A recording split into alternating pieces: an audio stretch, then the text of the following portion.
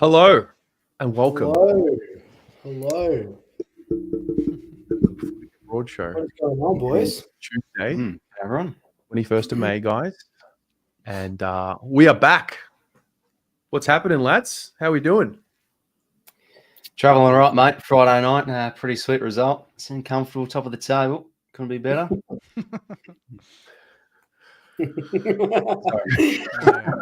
Can we end Just had to. No, man, it's I'm feeling really good. City got the win. Pies got the win. Just, but things going smoothly over here. Moving houses, so I actually think I've got someone coming to pick up a TV unit at about 9 o'clock. So I might have to duck off for 5 minutes while he picks that up, sort some stuff out. And the house is, I don't know if you can hear it, but it's so echoey and empty. It's end of a chapter, but all good. Oh, very good. Very good. Jake, how are you, mate? Yeah, pretty much whatever Swoop said, just the exact opposite. That's it's tough being a Saints fan, but when you're a Saints fan and a Gooner, it adds to it big time. So I think I said off air, I'm all right. I'm consistently okay. Wouldn't mind being a bit better, but there's always next week, as they tell me. So very good. And how about you, Well, Terry? I'm good. Yeah, I'm all right. Just holding it together. You said something about an empty house, feeling like everything's empty and echoey. A little bit like my soul right now, but no, it's never too bad. It's never as bad as it seems. It's never as good as it seems, eh? Exactly right. Yeah, exactly right. Yeah. So we got a massive show tonight. We have a fresh guest. We might start with him, Mr. Riles Macca. Mate, welcome to Footy Abroad. So good to have you here. Yeah, thanks, guys. No, it's great to chew the fat tonight, have a chat with some great blokes across the community. So, yeah, really honoured to hop on board. Thanks very much. And, to kind of get stuck into it. Yeah. Well, we'll stick with you for a couple of minutes, maybe give the audience a bit of a rundown into you and, your channel, your journey, what you're doing, what you're looking to do. Yeah, okay. So, I've always lived and breathed footy. The old man, it's actually Northern Irish, grew up, going way far back, but might as well start there, going way.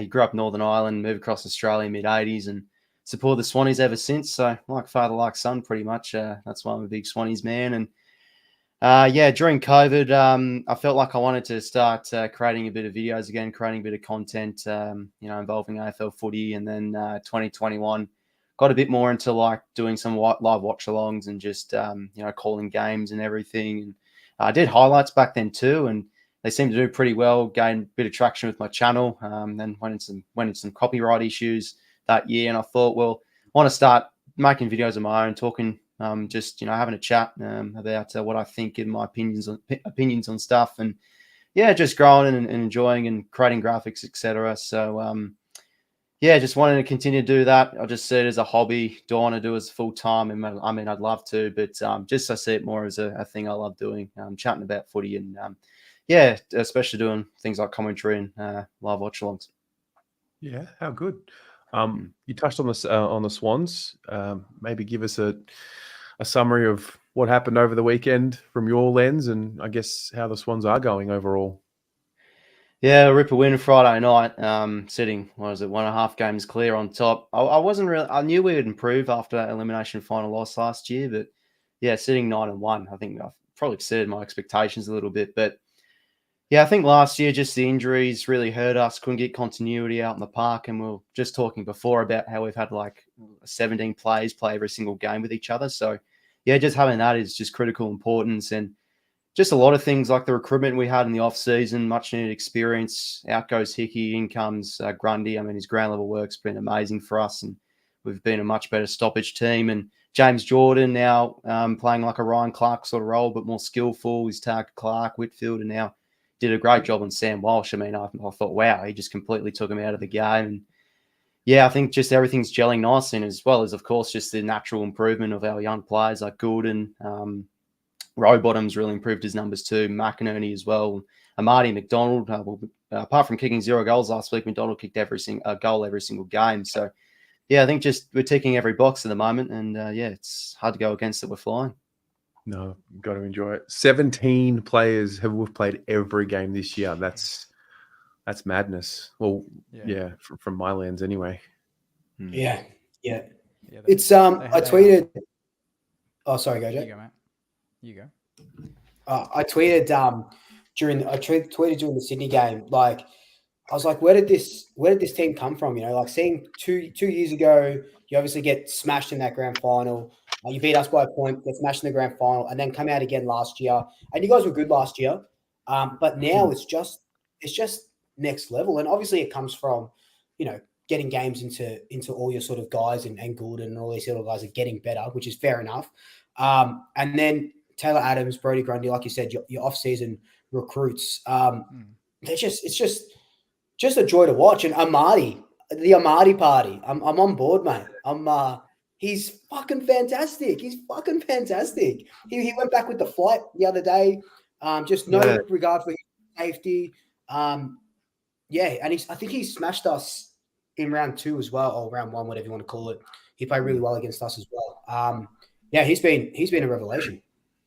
Yeah, for sure. I mean, this is pretty much, I think, his first pre-season where he's actually had a full consistent crack at it because he's been injured every year pretty much. Obviously had the breakout 2021. That's when the Amadi party got really going. And on social media, I think like mates from school did like the banners and all that. So, yeah, he's been awesome. And even Hayden McLean, our most improved player last year, he's ticking along nicely as well. So, yeah, just the role players, the stars. I mean, to be honest, I think Isaac Heaney into the full-time midfield as well has just been outstanding. So the goal contributions from our midfielders has really been a key reason why we're sitting on top.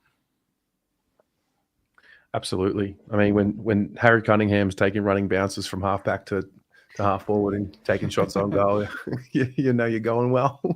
Yeah. So, very good. Luke, you look good in blue. Just thought I'd let you know that. Hey, thanks, mate. Hey, if you saw me a couple of years ago, or probably your supporters would have. I think I wore a Carlton jersey for a review of the game. That was my bet with Pommy, and I fucking looked good in it. I'm going to be honest with you. I don't mind the old shade of blue. Really brings out my olive Maltese skin, so it's good. Yeah. Well, while we're with you, talk to us about the Pies, mate. What's the story? What happened? How are you sitting at the moment? Yeah, it feels it's good. It's been a massive change these last. I think we've gone eight rounds. Yeah, 8 rounds or 7 rounds unbeaten, which is really good. Adelaide just match up so well against us. It's ridiculous how well they match up against us. We go up 30 points. Then they peg some back at halftime. And I thought, I said in my review that, and people disagree with me, but I said that we kind of stole it at the end because it was all Adelaide. That third quarter was all Adelaide. That second half of the second quarter, all Adelaide. And obviously that last quarter, we only kicked that 1 goal. We did put a bunch of work into the first half. But Adelaide they're just great. I don't think their position on the ladder is a true testament to where they are as a team. They started off really poorly, like that 0-4, but they're a good team. But yeah, the Pies just chugging along. As long as you're winning, doesn't matter how you win. We had and kind of like Carlton at the moment, we had 14 players on the injury list. We had a 10-minute injury video, like explaining our injuries and everything and updates, which is crazy. We get a couple of guys back, 2 more debutants on Friday. So it's just carnage at the moment. And it always is sometimes, like you guys are obviously going through it. But it's exciting. I've said it's very exciting just to see these VFL guys come through and seeing what they can do. And it's a good time to see. Better now than fucking in finals. They've been bubbling away, these boys in the VFL for a while now, right? Like it's not they are new, but they have been developing for quite some time. Yeah, they've been playing together. So like, Harrison, Finn McRae, Reef, Lockie Sullivan, at least 2 seasons together. And you can kind of see that on the field where they connect really well, more than they connect with the seniors a little bit more. And it's really nice to see. And it's credit to Josh Fraser and Neville Jetta down in the VFL and the development.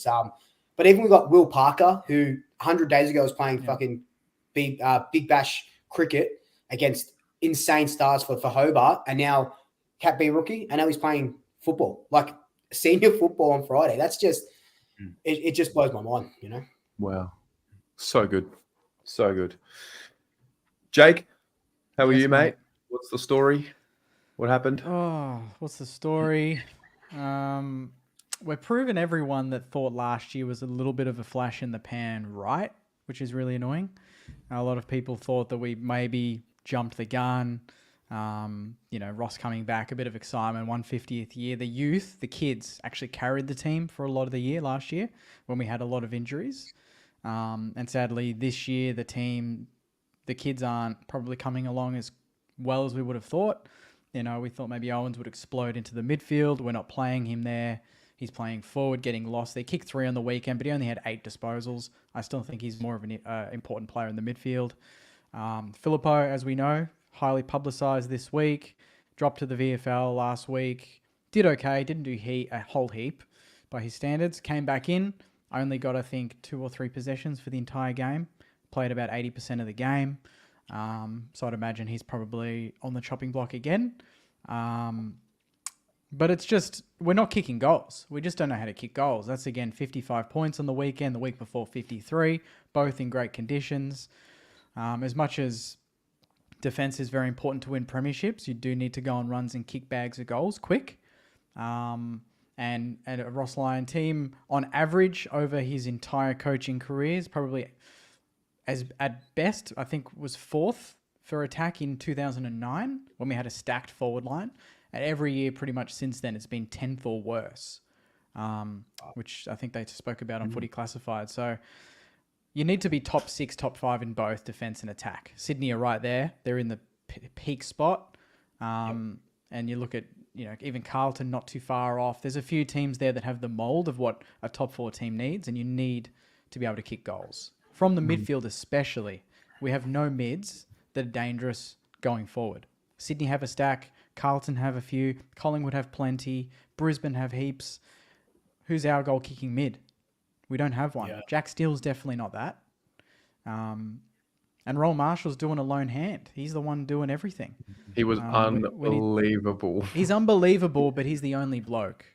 We need more. We need more. And to be honest, last week was the first time in a game where it kind of broke me a little bit. Like I've been optimistic every week, and I've said, we'll pull it together. We're getting players back. Our injury list, I put it in the WhatsApp group. We have 2 on the injury list, and they're both youngsters that aren't going to debut this year anyway.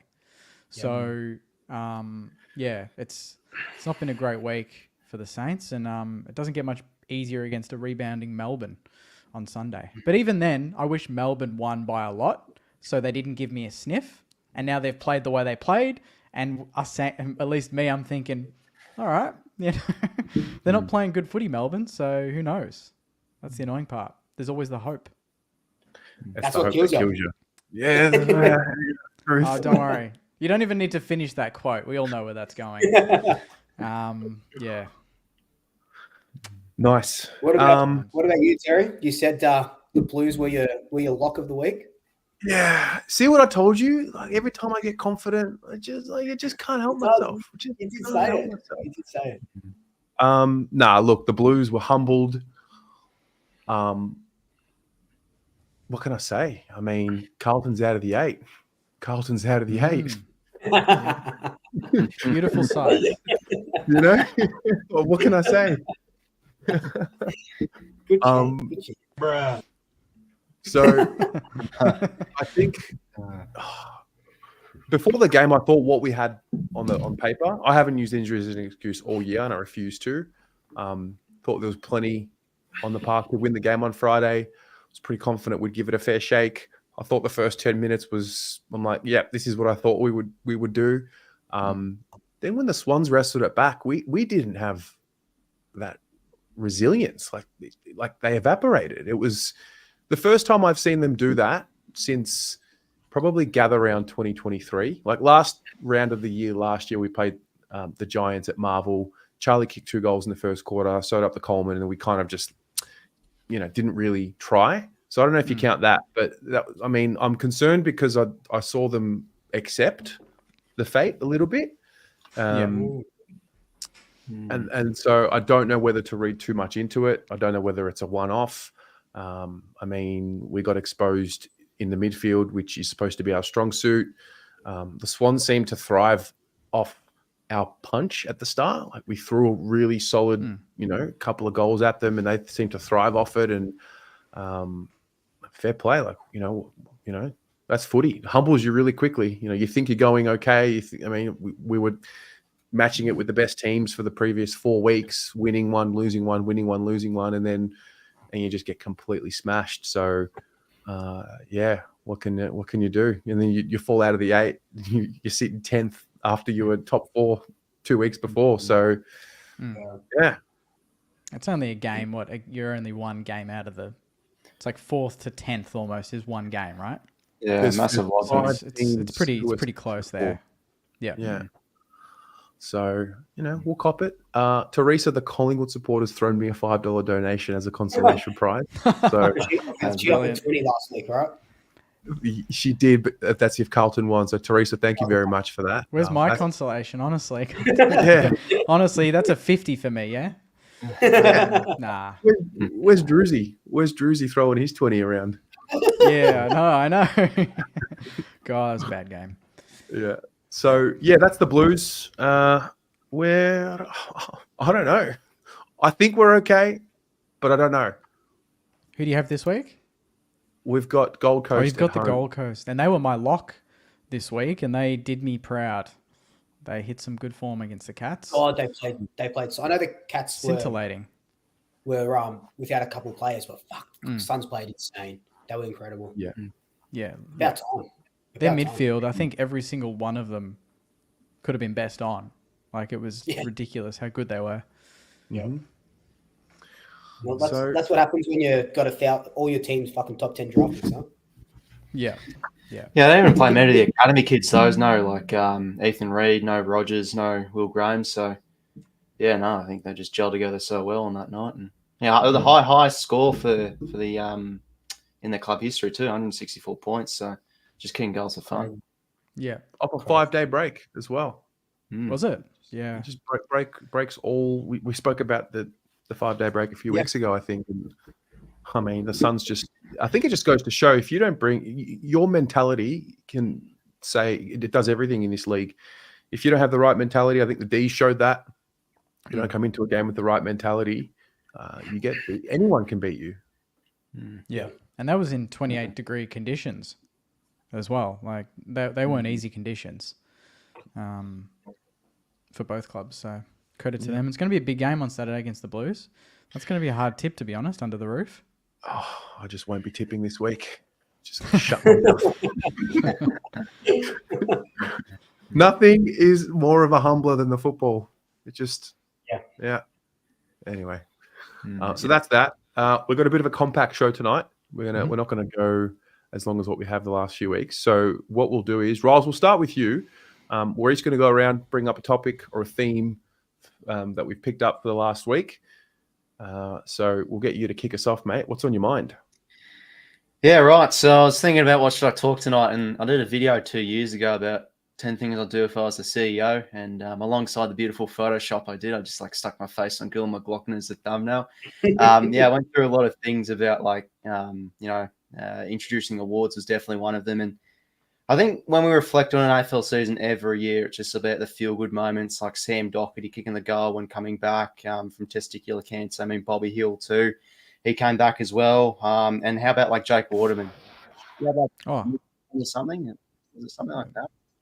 Yeah, there was doubt about if he'd ever play again. And now it's an all-Australian form. So, I think with the Players Association, in my opinion, they should really consider creating a comeback player of the year sort of award. I've always felt pretty strong on this. They really should consider something like it. So the criteria would be pretty simple, like a player that was injured or, personal reasons or just in terrible form. Then the next year they come out, have a stellar season. So 2022, for example, Tyson Stengel gets listed a few clubs, comes back. I think it was through the pre-season selection period, premiership player, and James Sicily off the ACL. Paddy McCartan, which was one of the best stories of the year as well, with all the concussion problems. And even last year too, Oscar Allen off a long-term injury, Bobby Hill off testicular cancer. And even this year, Jeremy McGovern and Waterman are hard to look past. I mean, McGovern's just been hammered by injuries, never played over like 15 games in a number of years or something. And went to Qatar alongside Elliot Yeo, and he's looking like currently in all-Australian form. And Jake Waterman too. I mean, just watching him on Sunday, he was just so impressive. Like everything in his vicinity, he's just clunking and just kicked another 5 goals and 17 touches. So, yeah, comeback player of the year, I think it'd be awesome award to add onto awards night for sure. Yeah, recruit of the year would be epic. Yeah, I don't definitely. think we have one, do we? That'd be nice. Or player of the month. You know, the EPL do it. Player of the month would be good. I feel like that. Yeah, well, it was NFL inspired the comeback player of the year. So I know we say don't Americanize it, but I just think it's, we got to sort of acknowledge these players that come back, and the rehab can be tough. And yeah, demanding sport, AFL football for sure. One player that comes to my mind is Jason McCartney from when he played at the Roos after the Bali Bombings. Just absolutely came back. I don't think he played a lot. It might have just been that a handful of games, but I remember vividly his comeback game. Was that against the Dogs? Yeah. I swear I remember that. Yeah, was that? Yeah. I'm pretty sure it was at Telstra Dome, probably the old Telstra Dome. Yeah. But that was incredible, and that's that's huge for what you're saying. I love it. We should, the Brownlow should be, it's Brownlow night, but I'd love it for it to be a awards night like Collingwood. I don't know about your clubs, what they sort of do, but Collingwood has like pressure player of the year, and obviously best first year player and all this sort of stuff, like best clubman. I'd love to see that get handed to a lot of other people and make Brownlow night something bigger than it sort of is. And the NFL do it. I'd love to see a little bit more of it. It'd be great. Yeah, aside from awards, what would you do, boys, if you were CEO, I guess? I'm trying to think of is there a rule that I would bring in? Is there... Riles, did you mention an award for the best forward and the best defender, positionally? Yeah, I did best defender in that video, and it'd be sort of judged from a panel or something. Because defenders, you think they need more recognition for awards and etc. They don't get much because Brownlow is obviously just really a midfielder's award, and best forward as well. Just sort of off the NFL really. Those types of awards could be easily implemented for sure. Knowing the AFL though, they'd give the best defender to someone that's not in the All-Australian team in the back six. Yeah, that's the sort of thing that would happen. Create a bit of controversy. Yeah, definitely. Do you guys put the Brownlow ahead, or do you guys look at the Brownlow medal ahead of every other award, or do you look at the Coaches Association award or the players voted MVP? Yeah, it's more prestigious. The Brownlow for sure. Coaches Award's just the most accurate, I think, each year. That's pretty much the best judges of the game. The umpires don't really see the stats, whilst the coaches, on Monday, it's every Monday, isn't it? So I don't know actually when they do it, but I just think they're the better judges of the game, who played well and all that. Yeah, Brownlow's not up there. The coaches, the Brownlow, obviously incredible. You win the Brownlow, obviously your name's etched in Australian sort of history. But the umpires sometimes I saw it biasly as a Collingwood supporter last year with Lachie Neale just getting votes in games that he shouldn't have gotten, and Nick Dacos having a blinder and not getting. I think he got 1 vote when it should have been 3, and you just see that you see it all the time, and players stealing votes off other players where it shouldn't have been, and I don't know, because they're not allowed to look at the stats, right? That's their whole thing. They just have to go off memory. That's crazy. Yeah, right. There's so much going on. They've got so much going on. They just have to go off memory. Yeah. It's hard. Do you have faith that there's full integrity in the umpiring department when it comes to such things? After we had that umpire that was found guilty of getting embroiled in the betting scandal? I don't have faith in the umpire integrity. Across the board, though. Yeah. Even having Lee Fisher as an umpire, and he umpires Saints games and he used to play for us. He doesn't favour us, but he goes so far the other way to not show any sort of bias. Just don't put him on. Just don't put him on. He's a good umpire, but just don't put him on Saints games. Yeah. It just sometimes you just I don't know. Like, it's too hard to resist. Yeah, and that Ben Keys no-goal call. Oh, bloody hell. He was doing the Oh, Marcus Rashford celebration of the crowd, and I'm live. I'm like, oh, my God, he's kicked in. And I see the umpire signal a point. I'm like, oh, what the hell? He's actually signaling a point. I couldn't believe it. Thought he hit the padding, but then the other angle, he actually didn't. And I felt so bad. But, yeah, just the things like that. The video arc's got to be top priority, I think. Still got terrible quality. I think they're installing the chips in the balls I've been seeing the past month or so. So, yeah, that should give a better indication in the future. Yeah, like goal line technology, sort of. Yeah. Can't wait for the chip to be in the ball. Someone kicks it and it goes flat. Can't wait. Yeah, it's gonna be something like that. Can't wait. Just blows up midair. Something like that. It's pretty awesome. Yeah, interesting. Okay. So new awards, comeback story of the year. And is this for something on a Brownlow night, for example, like incorporated into Brownlow night, or just it'd be on that awards night, I think, because they do the player awards, then Players Association awards, then like best captain, first year player, best young player too. I think. Well, no, that's a coach's one where it's like the highest, the most amount of votes from the first 2 years in the coach's vote. So yeah, probably just be on that night, but. Yeah, I think it'd just be a great award to add into for sure. Yeah, I like it. I like it. All right. Great. Jake, what you got, mate? Yes. No, just with our recent form and even North, there's a lot of jokes on Twitter. And my topic this week is about the legitimacy of club mergers and relocations. So I've got sort of a two-pronged thing here. One being... obviously, it's always used as a joke in passing, but it kind of got me curious about, could this happen in the near future? We've seen it done in 1914. University was merged into Melbourne. 1982 with South Melbourne and Sydney relocation, obviously, and then Fitzroy to Brisbane. Now we've got Tassie coming in. The AFL obviously want to expand into other states still. And we've got a lot of clubs in Victoria. Maybe too many. Is it feasible based off that we might actually see something in the future, maybe reducing Victorian clubs? And if so, now this is the interesting one. If it were to be one of your clubs involved, how would you react? What would you do? Would you keep supporting whatever club they become or relocate to? Would you change teams? Would you just ditch the AFL altogether? So, one, is it feasible? Can you see it happening soon? And two, if it did happen to your club, how would you process that? It's a big question. Yeah, definitely. I mean, footy in New South Wales is just such an important priority, I think, with the Swans. Just as the decades have gone past, just the participation rates and the numbers have really increased. And that's why they started the Giants, of course, as well. So, I mean, if it were to happen, it wouldn't really make much sense. But of course, I'd still support the club, like massive Melbourne following, etc. And don't really support the team because of it's in Sydney. I support the team because it's the team, really, and the old man supports it too. So, yeah, I wouldn't know how to react. I think, it'd just be pretty unusual. But for me, I think, I just can't really see it happening, to be honest, at all. Like across the competition.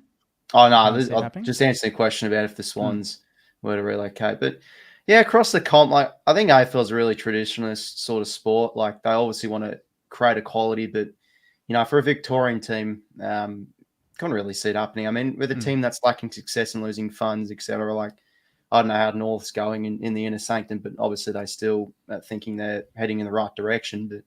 But I can't really see it, to be honest. I think the 20th club has to go to another Western Australian team. Been here in Canberra too. I mean, I live in Canberra, but I just think it's a bit unrealistic, to be honest. I think there needs to be more infrastructure. I think Monaca's a bit too small. But I've also been hearing I saw in the news that like doing $100 million or like a massive stadium potentially development if they were to create a team in the NT. Don't know if you've seen that. Yeah, I heard about that. Yep. Yeah. Sorry, guys. One sec. Keep talking. My guy's here to pick up my thing. This guy's here. Do your thing, mate. Yeah. Go for it. Enjoy. He knows that he's Collingwood, mergers and stuff. That doesn't exist. He can bail. Well, what do you reckon, Terry? I couldn't possibly see Carlton or Collingwood, to be fair, ever merging or No. moving. Hypothetically. I think any club right now, I think we're too far developed in the league to have that happen again. I think back in the day, we're still underdeveloped. We're well and truly in the AFL era now. Clubs are pretty profitable, even the ones that aren't making, as much as what the West Coasts and the Collingwoods and the like are. Yeah. So from that point of view, I couldn't see it happening to my club, but, imagining a scenario where potentially if it ever did, I don't think I could.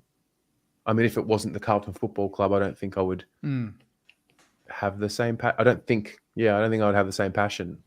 Yeah. That'd be my best guess. And the AFL own the clubs, basically, right? It's not like the NFL or the EPL where they've got these billionaires and whatnot. It's the AFL. They're the AFL's assets, right? So they're going to protect them and pump money into them just to keep them going. And even the least successful clubs, name like one of them being us, we still get over 60,000 members. So, that's a lot of members. That's a lot of money. I did hear though that even in WA, it could be a possibility because of the waiting list on the West Coast membership. They've got such a massive waiting list. There's so many people that can't even get a seat at the ground. Is there a chance that there could be a third WA club? I don't know. If it happened to my club though, geez, I don't think I could follow football. Right? Like it I would just don't suck think I out could. Hypothetically, everyone links, Saints, North, Hawks, Tassie, that's always discussed. I think I would just turn the tally off and go just focus on some other sport. I just enjoy footy, but I wouldn't have that emotional connection, that history, the players, the jumper, that's the big thing, isn't it? The colours, the jumper, that's what makes it. That's what ties everything together. And if that's not there, then you kind of lose that spark. Yeah. I mean, it is always interesting for the Swans, for example, when they play in Melbourne, you still have that, that underbelly here of the old South Melbourne guard, and they show up for the games as well. And I think Brisbane do. maybe a bit similar with Fitzroy. Yeah. So, I mean, life would always go on, but it's really hard to imagine it in the modern era happening, Fitzroy, they had the same jumper and everything though, didn't they? They kind of didn't lose that identity. They were just moved. But if you merged, the Saints and like the St Kilda Kangaroos became something, I don't know. Especially if it's with another fan base that you just don't like. Imagine then having to support a club with them. Be awful. Imagine that.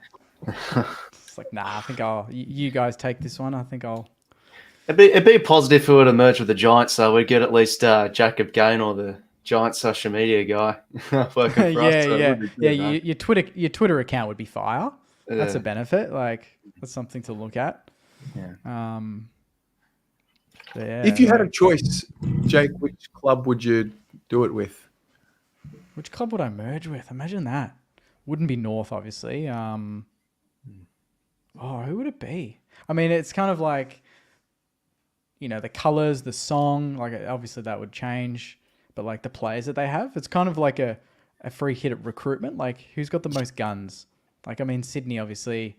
Sydney and sadly Geelong would be a good one because they're always at the top. They know how to run an AFL club. They have the history, the culture. Good player development too.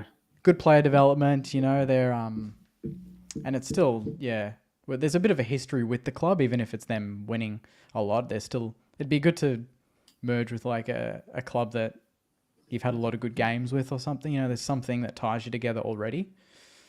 I couldn't name a specific club though. It'd have to be the club that's kind of at the top, but obviously that would never happen. It's going to be two clubs near the bottom. So right now, you got Hawthorn, you got North. Jeez, I'd probably take the Hawks the way they play if I had to pick. Some attacking footy, but they got some good stars in there as well, up and got coming. some good young kids coming through and all that. But yeah, probably not a thought I want to. Even though it's my topic, I don't want it to ever happen. What about us, mate? The Saints and the Blues. We just merge. Oh, finally, then we can have a channel together, eh? That'd be the benefit. Shit.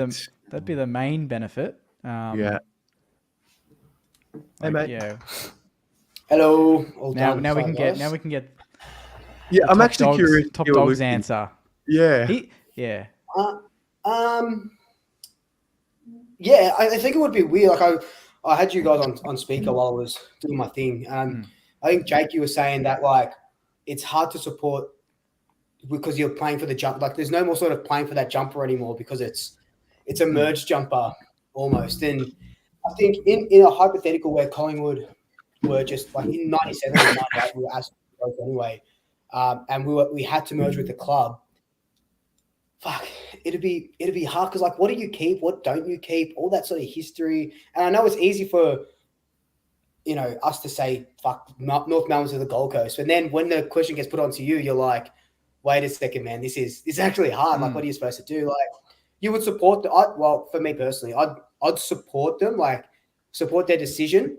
I'd be fucking disappointed though, but I'd rather see the Pies in the Northern Territory than the Pies no more. Like, I'd rather see the Darwin Magpies than the remnants of the Collingwood Football Club dying in Melbourne. Yeah. Yeah, wow. I don't think any of the big Melbourne teams could ever. Oh, imagine like some rule came in, like Carlton and Collingwood had to merge, and we all had to get along, like step brothers and sisters. Oh, mate. Nah, there'd still be brawls at games too. Anyway, there was talk, and I think it was the 80s or 90s of a Carlton Collingwood merger, like early. Carlton when you guys were really broke. It was just, I think it was with Sydney as well. There was a couple of teams that. Who was your president, Terry? Like early 90s. He put you guys up a lot because I did some research on this ages ago. Do you mean like early 2000s when we like the salary cap time and like? Was that was maybe local, early 2000s instead of the 90s? I mean, the story is that we nearly handed in the keys and we were broke. We had the $1 million fine, lost the draft picks from the salary cap breaches, well, the club was on our knees. John Elliott was his name.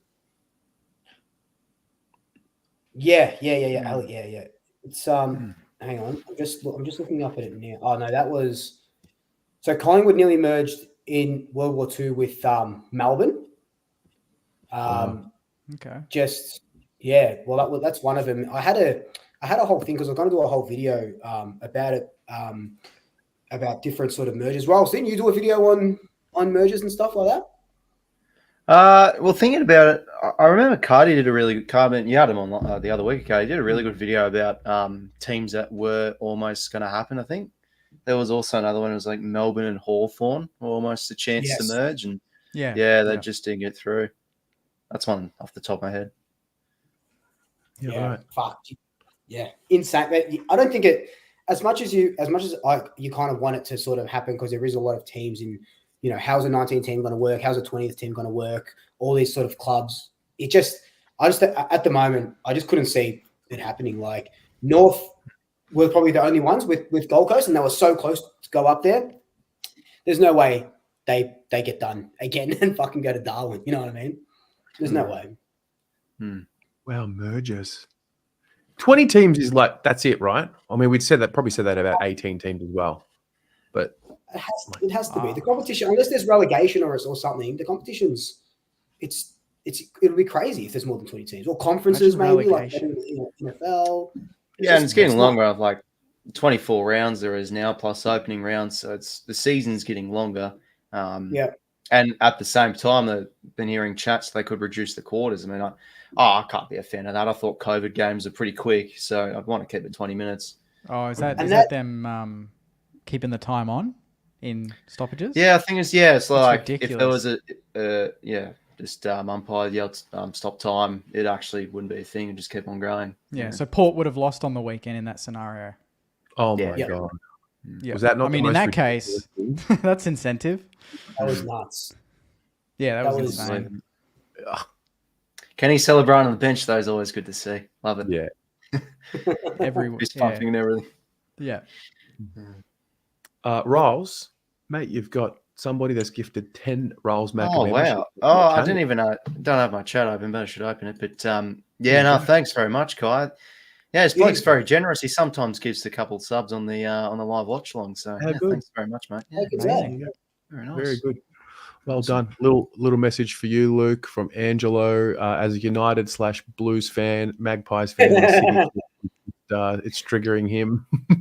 Hey, he paid $3 for that, so that's actually a win for me. So It's a win all around. Do you want to go, Luke, or should I go? Yeah, I can go because what you guys were just talking about goes well into me. So I was supposed to do, as you can see from the title, everyone, I was supposed to do Footy Omens, but with the move and stuff, I just didn't get a chance to sort of look into it. So that'll probably be my topic next week.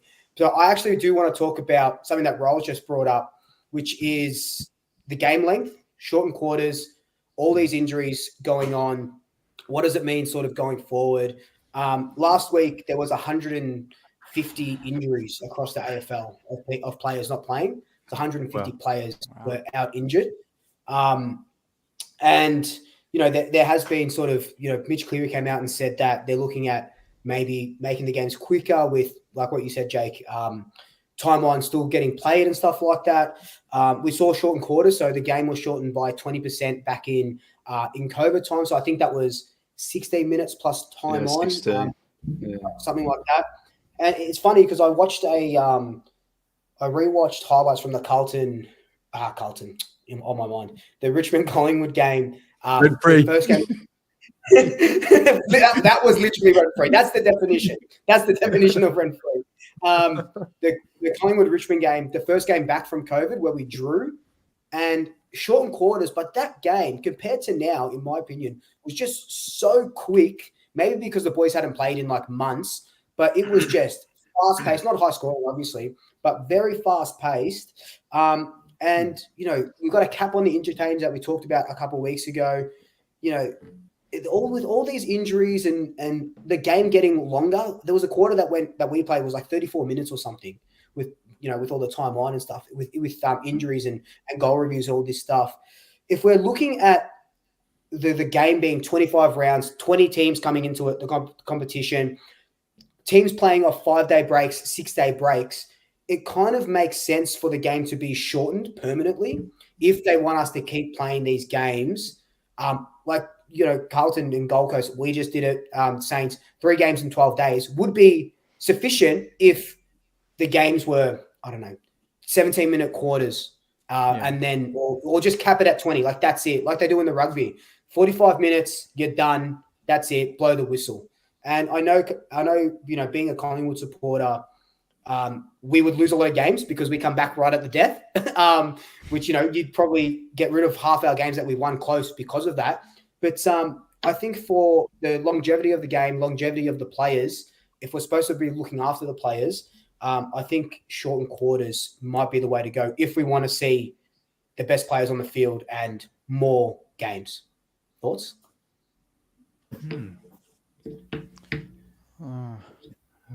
I listened to I saw a video you shared of Craig McRae talking about it.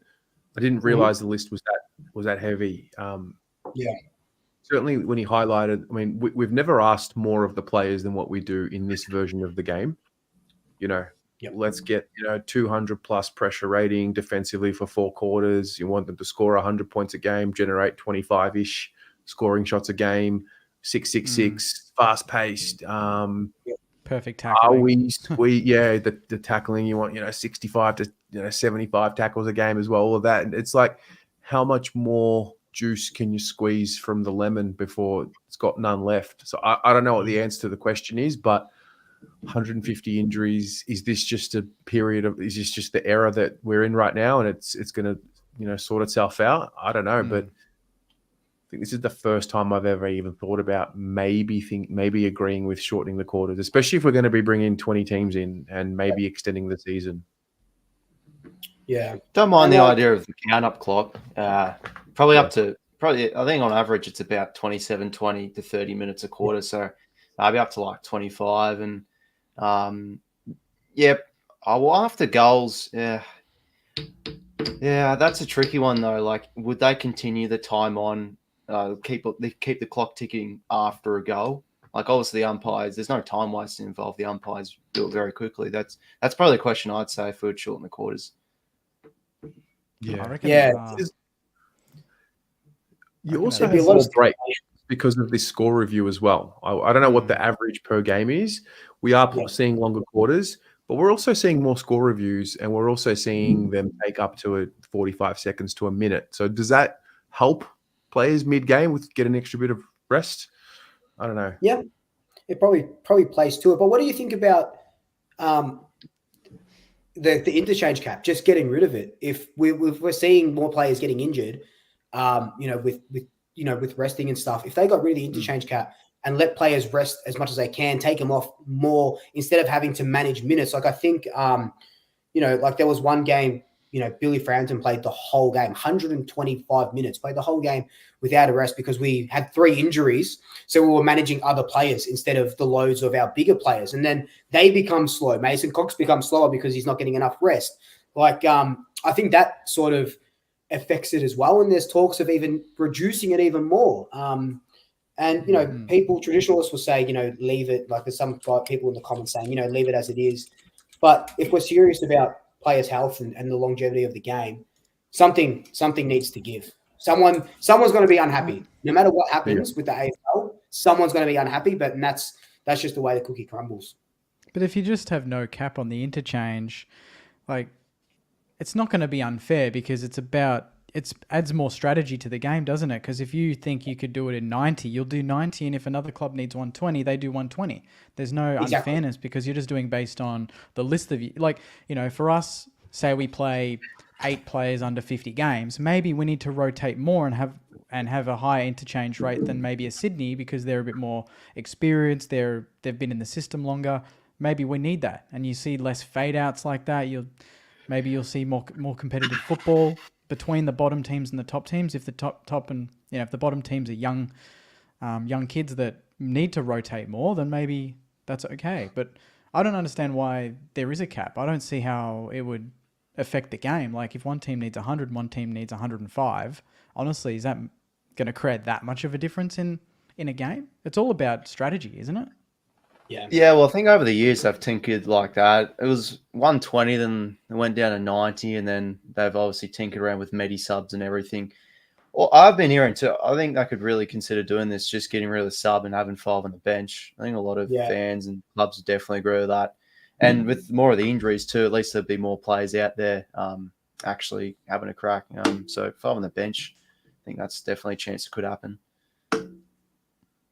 Yeah, there's a lot of little things that they can do to stop it. Like, we talked about opening round, gather round. That's 2 extra games a year on top of a heavy sort of turnaround, 23 games or whatever it is. And then, I know that with Tasmania coming in a couple of years, they probably go up to, what are they on now? 2 buys. So they'll probably get 3, like a buy a week. Is that what happened when Gold Coast came in? It was like a team missing out every week, pretty much. Or not pretty much. A team because it was uneven. So that's going to happen. So, so the competition is not going to be fair until there's 20 teams. But then with 20 teams, you're going to go all the 24 rounds because you can't play the same team 3 times. So you're going to have to try and compensate for who gets Tassie twice, who gets fucking Darwin twice. So then that comes into play, more games. We could see up to 28 rounds. Who knows? And then something just absolutely has to give. 28 rounds. There's a lot. I forgot about what it was like when every team had a bye when the Suns came in, and completely forgot about it. The worst, the absolute worst. Oh, that's a disaster for fantasy.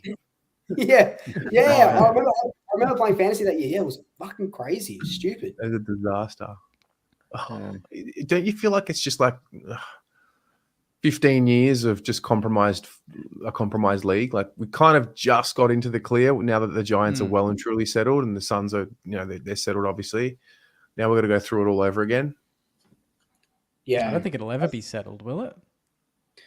Probably not. We'll never see it's just going to evolve constantly.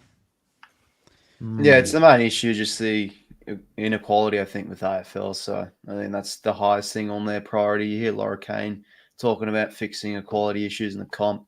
So that's always going to be up there for sure. Yeah. Yeah. Well, that's a good one. See how that one plays out.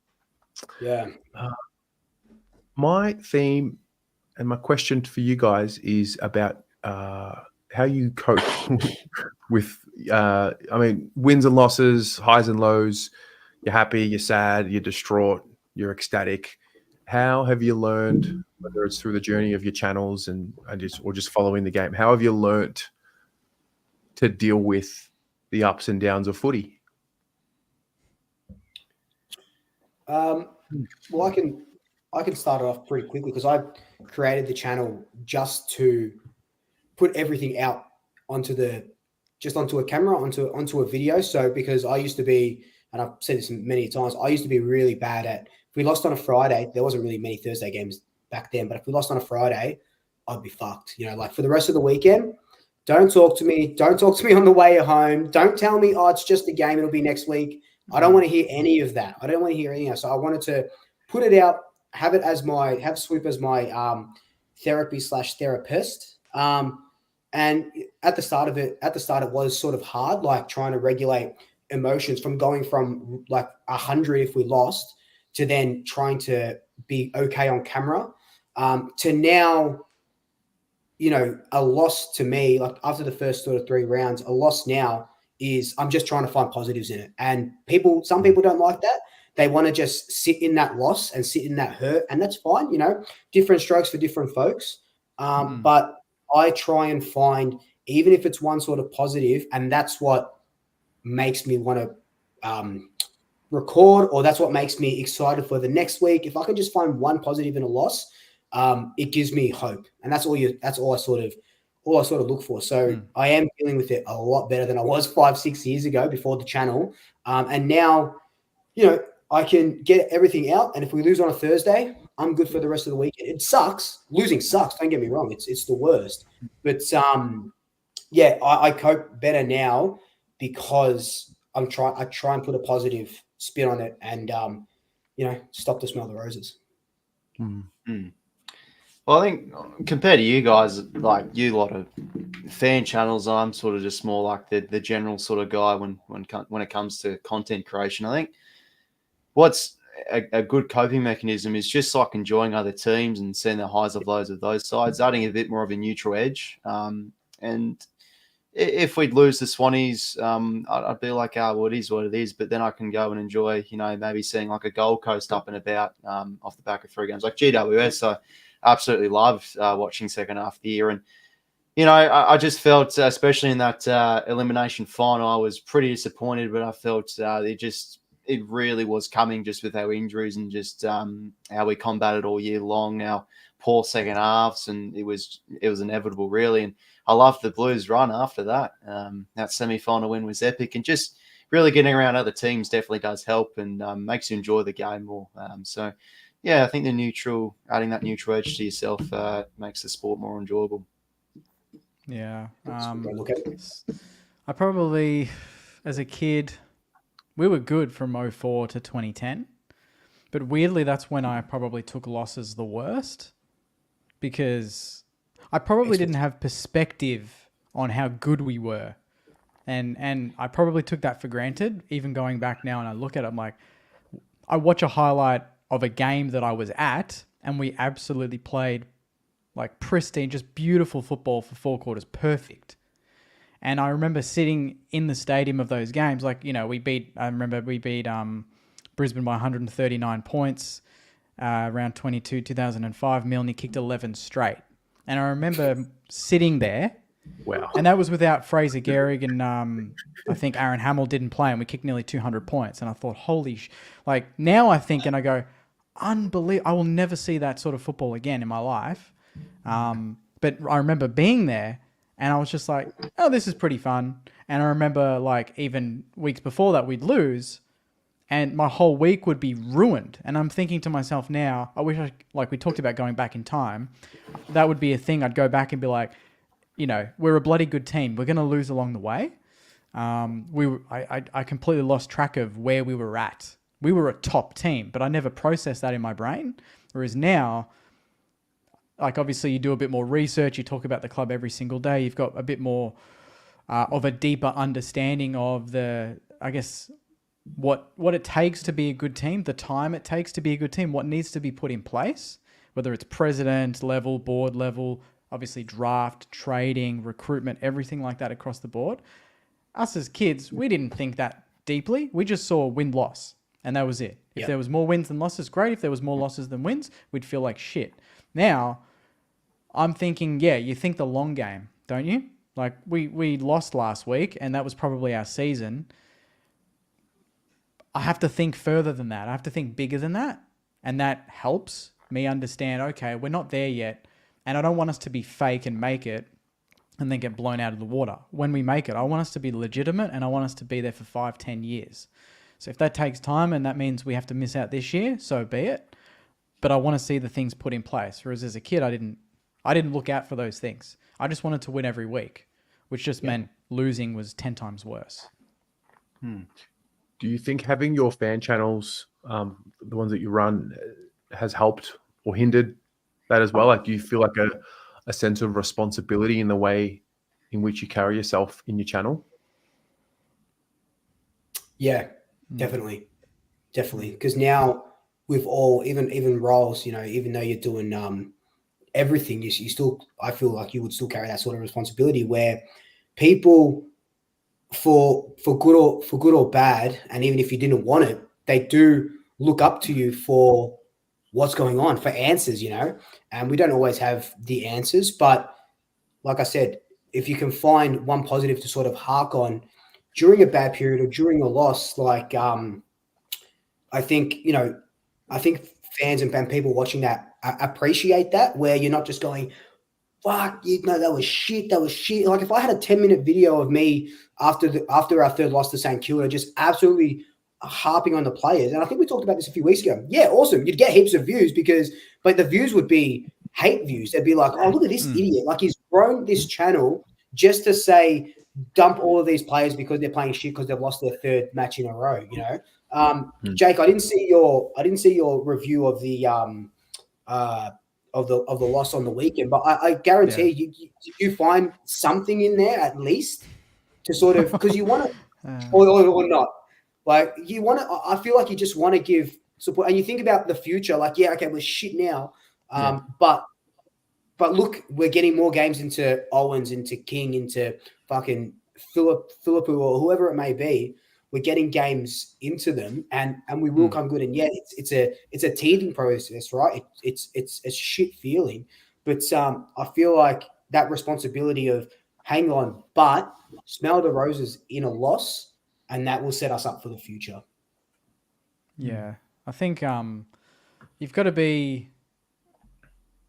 critical but constructive. You can't, like, it depends on the club too, right? Like for Saints fans, it's been a long wait. And a lot of my followers are people that have seen some bad Saints teams. Yeah. It's a balancing act, because if I'm too positive, they'll be like, Jake, I've been a member for 60 years and I've seen this shit before. I get those messages and I completely understand that. But yeah, I get what you mean too. You've got to balance it with, maybe we're not there yet. But that's a negative, but it's being real. And you're being honest, you're like, maybe we're not there yet. We don't deserve to be in the 8 the way we're playing. We need to kick more goals. So you've got to almost deviate from, geez, that was just shit, to how can we kick more goals? What do we need to do? Who needs to come in? So you've got to turn it around and be critical but constructive. So I'm going to be critical. I'm going to say that was shit. But what do we do next week to change that? And then that turns into a discussion, and it's not negative. It's not powered by, I hate this player. You kind of have to deviate from that scapegoat mentality that we talked about. Don't pick on the 1 or 2 players, because North aren't at the bottom because a couple of players are playing bad. It's across the board. We didn't lose on the weekend because a couple of players made a few blues in the back line, like Bonner's turnover. That didn't cost us the game. It's across the board. So you've got to be a bit more level-headed than that. If I go back and look at my early reviews in 2018, I was much more, this is just effing shit. I just ranted on video. But I guess that happens with age, right? You grow up, you mature a little bit. You kind of understand the inner workings of a club and how difficult it is to get to the top and then to win the whole thing. So you have a bit more of a respect. Yeah, I'm sort of similar to you as well. Joe Clark as a Swans, Swans man growing up as a kid through the mid 2010s, just finals every year. In the last decade now, just grand final losses too. Now, like I've gotten a bit old, you just realise it's bloody hard each year to make a grand final. And sort of, I guess the maturity really grew 2019, 2020, whilst we were starting to play a lot of kids, invested heavily in the draft, and just love the little moments. Like, when James Bell kicked his first goal, did the Aboriginal dance in one of probably the worst primetime Friday night game there was in 2019. It was like 20,000 at the MCG, but just the little things I really grew fond of. And Rowbottom, loving his development. And yeah, it was very lucky in 2021 where just everything clicked. Buddy came back, Kennedy found some form. I think maturity is the big thing once you get older a little bit, about how difficult it is to definitely succeed as a club. And I think, I just agree with you. When as a little kid, you just thought, we've made finals, let's just win the whole thing. But it's definitely a very, very hard thing to do, win a premiership. Yeah. And what about you, Terry? Because you started off the channel when Carlton weren't going good, and now they're hitting some form over the last couple of years. So you sort of the inverse. It's been really interesting for me, and it's been really interesting to hear all of you share your experience. So, I mean, me personally, when I started, highly emotional, swearing, carrying on like an idiot. Sorry, Terry, can I just interrupt you? I love that 10,000 subs video. Just you through the years when you started off. Yeah. You like smash your desk when someone made a terrible mistake. I'm kicking the ball to Michael Gibbons, mate. What are you doing? Gibbons, I love that. Yeah. I didn't mind that. I thought that was okay. But I think, I had a few moments where I said some things about players that I shouldn't have said, called a player like a fucking fraud. Like, not the worst thing to say, but also like irresponsible. There came. I think there was a few key moments, a few key people I met along the way. I think Nathan Buckley was a massive one. Bucks was the one that really it broke through to me when I spoke to him about the process and the outcome. He was so obsessed with winning a premiership to the detriment that he didn't even enjoy his career in the early stages because he was just so fixated on winning a premiership. And no matter what, if he didn't win a premiership, it was a failure. That was the way he was, he wired himself. And it wasn't until he started enjoying the fact that, hey, I'm here, I'm in footy, I've got a good team, I'm playing or I'm coaching. And I think that started turning the needle for me. We had gone through so many years of just failure, disappointment, no finals. We got to the middle of round 12, 2023, and it was like the hole grew so big. I think a little part of me died there. I think a little part of me died when Collingwood beat us in round the last round of 2022. And then it just got to a point where you're like, look at what we do. Like we do this, like, look at what we're doing. Like I'm enjoying it now. I'm enjoying the way Carlton are playing for the most part in the last, 20 games. It's been good to enjoy. I actually, in a really dark and twisted way, find pressure from my own supporter base to be more toxic and be more negative, which I think is the most insane thing in my mind. And maybe I need to take a step back and say, well, you're just not living in the same reality as some people because you have a channel and all of that. But I do feel it like there's a real subsection of the community that just don't want to hear a growth mindset. They want you to sort of like lash out at them and call them dog shit. Like, mate, I had a guy in the rating show last night come in on the chat and say, I hope Durden and Fantasia do an ACL. And I'm like, what's going on? Like, what are we doing? Like, what is that? So it's like, I think we're all responsible. We don't work for the club, but without the club, we don't have a channel. So you have to respect the club. We don't have subject matter to talk about if there isn't our club. So there's like an underlying ultimate respect, love the club more than anything, want a premiership more than anything in my life. I'm just sort of dreaming for that day that the siren goes and I can just cry my little heart out. But at the same time, I wouldn't change anything. Like the journey, like the fan cams we come on after a game whether we've won. I think after a loss, it's more impactful than when we win, because after a loss, everyone's so fired up. We sit there 2.5 hours and we just sort of sit together, even though we're not in the same room. And so that's how I cope with it. But I've definitely learned, and that's what the title of the video is, equanimity. So the most important thing, I think, for Carlton and any successful team is like, can you stay calm when things are not going your way? And so over the journey, it's a learned skill that haven't perfected yet. I never will. But yeah, I think it's important.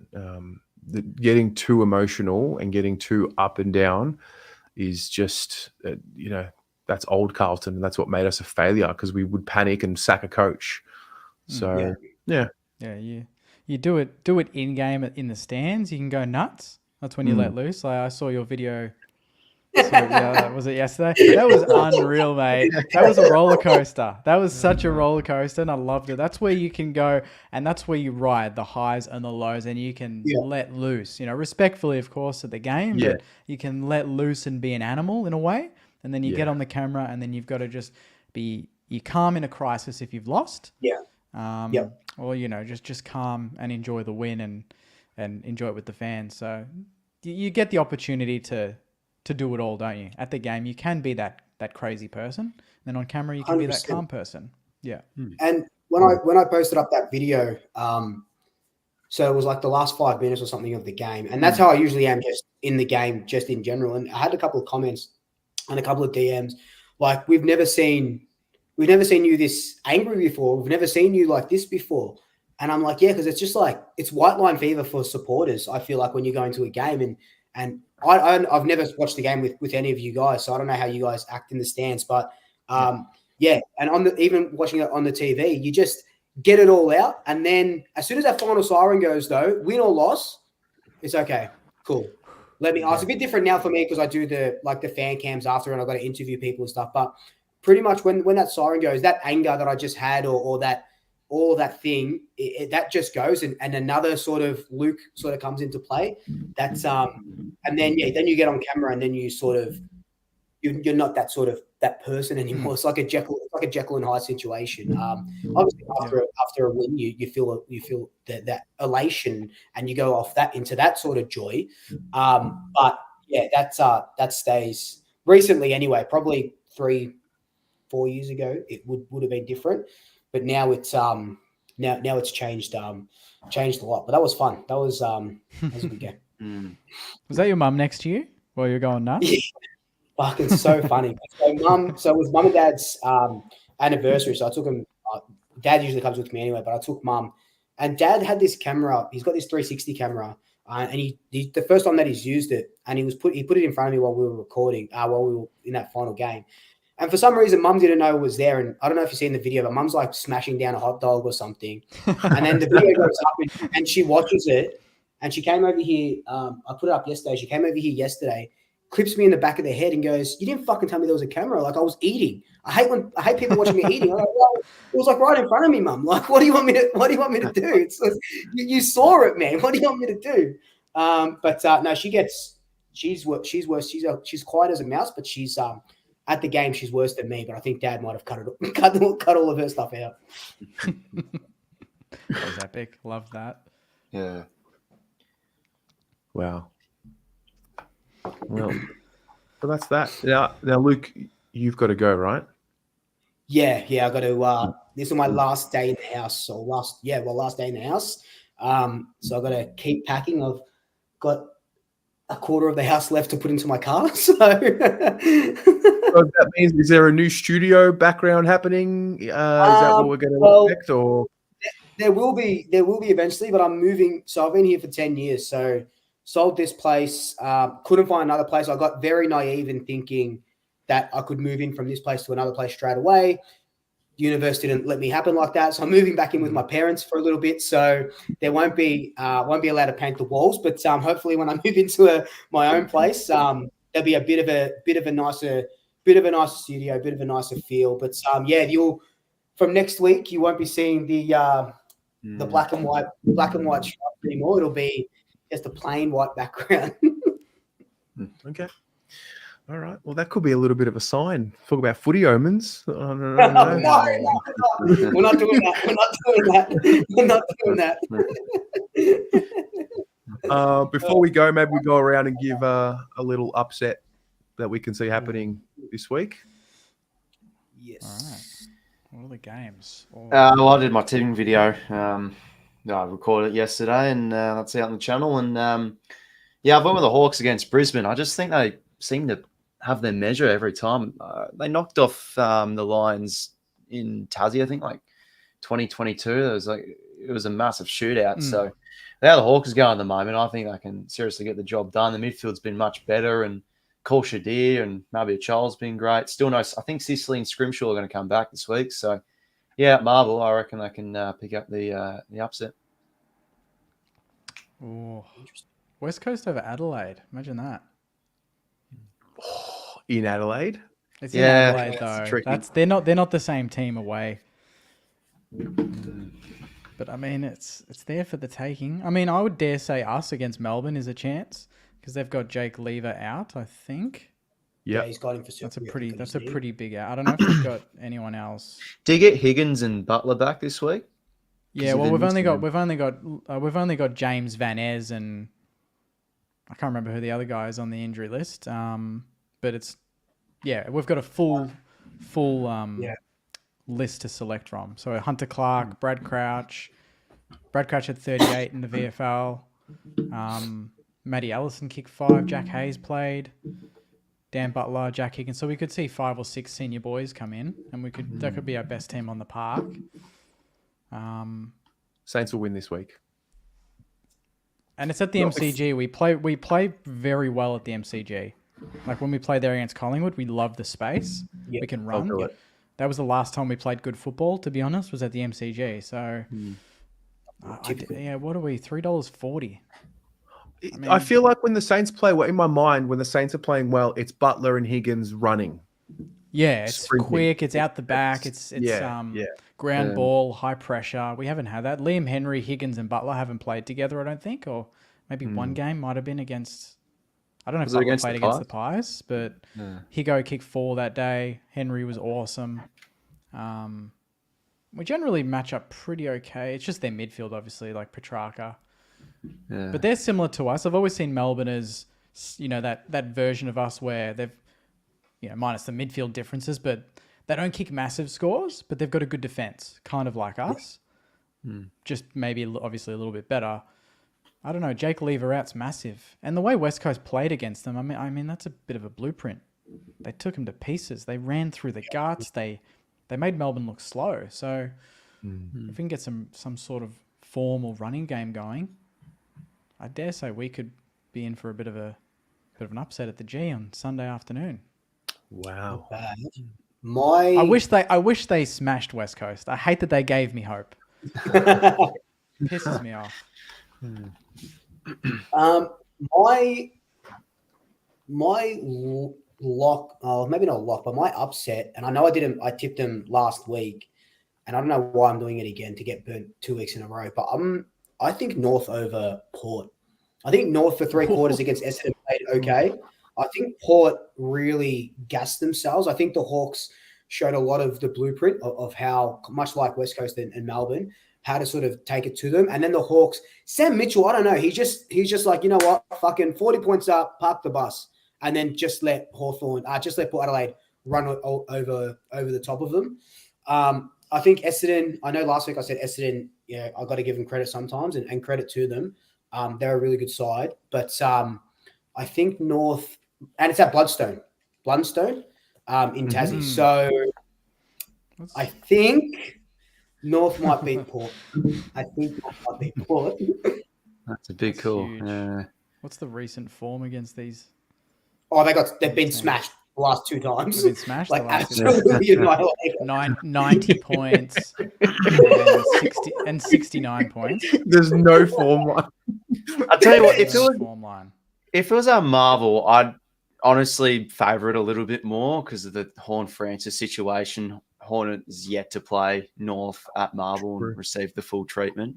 2 years now it's been in Hobart. So yeah, I don't know. I think they've got the Tigers soon North, so probably see how they go first against them if we want to talk about first wins in my eyes. I mean, Freo as well against the Pies, honestly. Wouldn't be That'd be a half good shout. game. Yeah. Yeah, I'm At Optus. Yeah, as I haven't well. done my preview yet, but I'd give Freo half a shout. A couple more injuries plus. Freo are in a rich vein of form, and they just couldn't. If they can kick straight against us, who knows? You know, they just haven't been able to kick straight the last 2 weeks. Yeah, they only lost the expected score by like 10 points or something against us. Although their effort was very good, it was 1 goal, 11 goals, one halfway through the third. So, yeah, that should be a good match Friday night if they were to kick straight. Interesting. Riles, I think there's a crazy record for teams that play Carlton the week after. So I hope you don't fall into the same trap. A lot of teams lose after they play us. I've actually tipped the Bulldogs. I've just think under the roof they're a different gravy. How can you possibly tip the Bulldogs against? It's just a Bevo thing to do to beat us, and they match up well against us. The Dogs the last couple of times, like they've been good games. I mean, last year Horses 300th we just got over the line, and then I think 2022 they beat us in a tight one. So. Yeah, but then you beat them by 53. So. Back at the SCG. But I just think at Marvel, like they can play some good footy, and like Sam Darcy's been unbelievable, and still no Tom McCartan again this week. I just found out today, so he could have a bit of a field day if not careful. Yeah. Hey, can you run me through just quickly? So Luke Parker got the suspension. I mean, that's one thing.